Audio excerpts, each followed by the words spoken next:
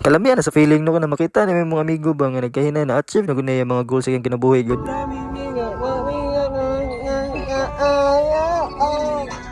Isa jud ko sa saksiyan ni nila kung saan nilang pinagdaanan sa una ba. Karon murag busy naman gud gayo, murag nalayo ra pud mi sa isa't isa kanay kanya-kanya ginabuhat ba pero maka-proud lang gud gyapon pud niya na bisag unsa ka busy ba kay nakita gyapon mo. Bisag nanay kanya-kanya mga ginabuhat, bisag dugay na kay wala nakita na gud gyapon kanang murag inyong pinagsamahan ba kay wala gud gyapon nawala kay murag wala na mo nagkalimtanay ba. Na remember pagay nako to sa una tong senior high sa senior high medyo may nagkaila na ni ano. Unya dito may nagkuan kay classmate lagi unya tungod ra pud sa basketball ba mao to pag every lunch lagi namo lagi kay kanang na si baon na bukoy baon niya kauban namo to si bahaw sa una ba tong close gyapon kay namo